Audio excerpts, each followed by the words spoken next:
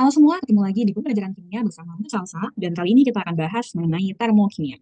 Tapi sebelum kita masuk ke dalam pembahasan inti dari termokimia, kita akan coba dulu mengenal mengenai energi potensial dan energi kinetik di dalam ilmu kimia. Sebagai intro kita sebelum masuk ke dalam topik termokimia. Oke, sebelumnya kita juga harus mengenal dulu ya, sebenarnya istilah energi itu maknanya apa sih? Gitu kan kamu pasti sering dengar istilah mengenai energi gitu ya. Nah, mungkin di kehidupan sehari-hari, kamu mendengar istilah energi itu lebih pada istilah-istilah yang tidak ilmiah ya, kayak misalnya, oh, rumah ini memancarkan energi-energi negatif gitu. Sebenarnya itu tidak seperti itu energi itu. Atau mungkin kamu pernah juga mendengar orang bicara bahwa, oh, si A itu memancarkan energi yang positif deh, jadi seneng gitu. Sebenarnya bukan seperti itu ya. Jadi energi yang mau kita bahas itu bukan energi yang seperti itu gitu. Tapi apa? Energi yang kayak gimana? Nah, jadi kalau kamu udah sering belajar mengenai energi dari zaman SD, SMP, sampai SMA, tapi masih belum tahu apa itu sebenarnya energi, kita bahas di sini. Jadi, maksud dari memiliki energi dulu. Kalau kamu pernah bilang, wah saya sudah berenergi pagi ini. Maksudnya apa sih? Maksud dari memiliki energi itu apa? Coba kamu pikirin gimana perasaan kamu kalau baru bangun di pagi hari. Saya semangat gitu ya.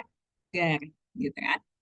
Nah, secara ilmiah, energi itu adalah kapasitas atau kemampuan untuk melakukan kerja atau memasok panas. Jadi bukan energi yang seperti tadi kita biasanya dengarkan itu ya, kayak misalnya energi positif, negatif, seperti itu.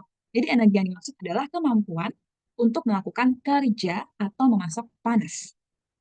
Oke? Oke, lanjut. Nah, ada dua jenis energi dasar, yakni ada energi potensial dan energi kinetik. Kalau energi potensial itu biasanya energi yang tersimpan. Berarti dia kalau disimpan kayak uang disimpan berarti belum dipakai gitu ya, tapi siap buat dipakai. Kayak kamu kalau nyimpen uang di dompet, nah itu belum dipakai tapi siap untuk dipakai kapanpun. Nah seperti itulah energi potensial, jadi dia belum dirilis. Nah tapi kalau energi kinetik itu sama dengan energi gerak ya. Energi inilah yang akan menyebabkan pekerjaan dapat dilakukan melalui gerakan. Nah contohnya misalnya ini kamu yang suka nonton balapan mobil atau motor gitu ya, F1 gitu atau MotoGP. Nah mobil dan motor itu bisa ke jalan dengan begitu cepat itu karena ada bensin, ya kan? Nah, bensin itu kan sebenarnya adalah suatu zat yang mengandung berbagai macam senyawa hidrokarbon ya. Misalnya ada oktana misalnya.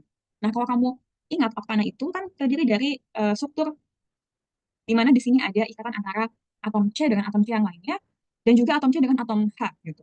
Nah, setiap ikatan kimia yang terdapat dalam oktana ini menyimpan yang disebut energi potensial.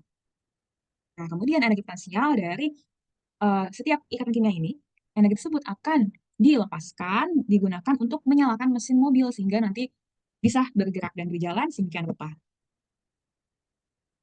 Jadi kalau kamu yang suka naik motor ke sekolah atau mungkin suka jalan-jalan pakai mobil dan kamu harus isi bensin, kamu harus ingat bahwa ketika kamu isi bensin itu sama aja kamu sedang memberikan energi potensial, memasok energi ke dalam sistem dalam mobil tersebut. Nah, jadi ketika kamu sudah mengisi bensin ke dalam tangki mobil kamu, bensin itu nanti akan melalui proses pembakaran yang terkendali dalam mesin mobil. Nah, setelah melalui proses tersebut, nanti akan dilepaskan energi yang nanti diubah menjadi panas dan bisa membuat mesin menjadi dapat menggerakkan mobil. Kemudian juga bisa efeknya menjadi terasa lebih panas mesinnya. Nah, kalau di ilmu fisika, kamu pasti sudah mengenal istilah-istilah tadi mengenai energi potensial dengan energi kinetik. Nah, kalau di ilmu fisika, itu kan kamu juga mengenal yang namanya konsep kekekalan energi, bahwa tidak ada energi yang dapat diciptakan ataupun dimusnahkan. Tetapi energi itu dapat berubah menjadi bentuk yang lainnya. Yang saya tadi, dari energi potensial nanti akan berubah menjadi energi gerak gitu, atau menjadi energi panas. Oh, kalau misalnya di fisika itu misalnya kamu suka tuh dapat contoh soal, ada bola diletakkan di bukit atau di gedung, kemudian dijatuhkan nanti kalau di atas bukit itu kan berarti energi potensialnya tinggi, nanti ketika dia jatuh, maka yang terjadi adalah energi kinetik karena bisa membuat bola bergerak jatuh bebas ke bawah. Nah, bagaimana kalau dalam ilmu kimia gitu? Nah, kalau di ilmu kimia itu kita mengenalnya sebagai energi potensial molekuler. Ingat, ada molekulernya. Kenapa? Karena ini hanya kita bahas energi ini yang spesifiknya itu terjadi di secara molekuler, yakni di antara atom-atom. Gitu. Nah, ketika kamu tadi mengisi bensin dalam mobil, itu bisa kita jadikan contoh sebagai perubahan energi dalam ilmu kimia. Jadi, seperti tadi kita udah bahas ya, bensin itu kan mengandung senyawa-senyawa hidrokarbon, yang mana pasti mengandung ikatan-ikatan kimia dalamnya. Nah, ikatan yang terjadi antara atom dalam senyawa hidrokarbon itulah menyimpan banyak energi dan disebut sebagai energi kimia. Nah, Karena energi kimia ini disimpan dalam ikatan kimia tersebut, maka kita disebut sebagai energi potensial molekuler. Nah, kalau energi potensial secara umum itu adalah energi yang biasanya terkait dengan posisi atau struktur suatu benda. Kalau di ilmu fisika, misalnya ketika bola diletakkan pada ketinggian, maka bola itu menyimpan energi potensial. Berarti posisinya pada bidang yang tinggi. Gitu. Nah, kalau di ilmu kimia, ini berhubungan dengan struktur dan interaksi antar atom ataupun antar molekulnya. Nah, jadi energi yang terkandung pada ikatan kimia itu berkaitan dengan struktur molekulnya dan posisi atom-atom dalam struktur tersebut. Nah, misalnya ada juga istilah yang namanya energi kolom. Ini juga merupakan energi potensial, tapi dia antara partikel yang bermuatan yang terjadi akibat adanya gaya elektrostatis. Mungkin kamu familiar, pernah dengar istilah ini, akibat adanya gaya elektrostatis. Nah, itu berhubungan dengan ikatan ionik, ya, karena terjadi akibat adanya gaya elektrostatis. Jadi ketika ada dua partikel bermuatan, bila partikel tersebut muatannya sama, maka dia akan tarik menolak. Tapi kalau muatannya dia berlawanan, dia akan tarik menarik, kan? Nah, di situ dia dapat menyimpan energi yang namanya energi kolom. Ini juga energi potensial juga. Tuh. Nah, kalau energi kolom yang secara atomik itu terjadi karena adanya gaya tarikan elektron, yang mana elektron ini kan negatif, terhadap inti atom yang bermuatan positif. Jadi antara inti dengan elektron itu nanti bisa stay di situ elektronnya itu karena adanya gaya, itu akan adanya energi kolom atomik gitu. Nah, tapi kalau um, elektron itu berada lebih jauh dari inti, maka lebih lemah energi kolomnya.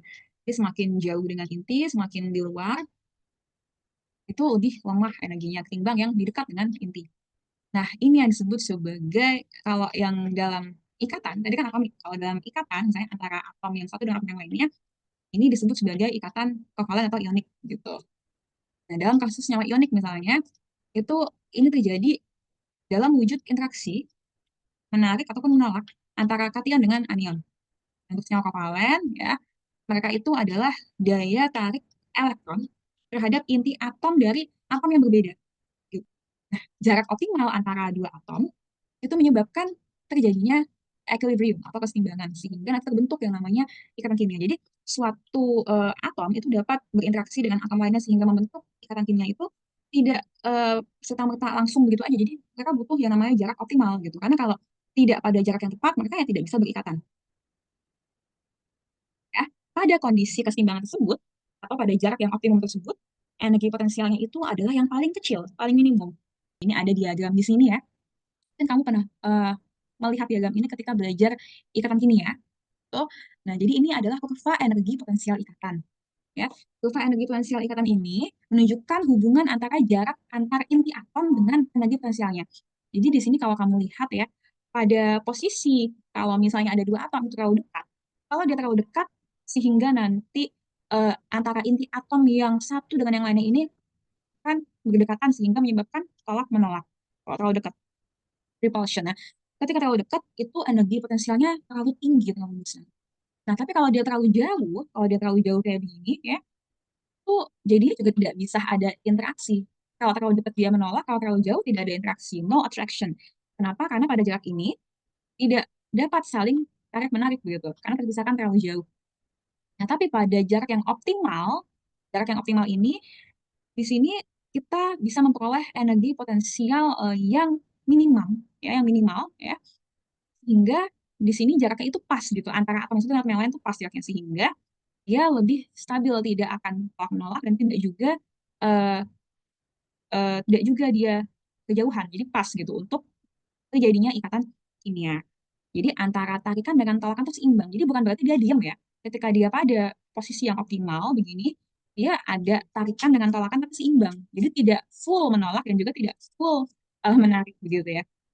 Nah, pada kondisi optimum, pada jarak yang optimum inilah, ya, itu kita peroleh yang namanya panjang ikatan atau bang length dan juga energi potensial ikatan di sini saya ada nih. Energi potensial ikatan di sini ya. Jadi antara dari jarak yang optimal ini, dari jarak yang optimal kepada jarak yang paling jauh inilah nanti diperoleh energi ikatan, ya, di mana ini adalah perbedaan energi potensial antara kondisi di mana atom-atom berinteraksi pada jarak yang optimal dengan saat mereka terpisahkan jauh.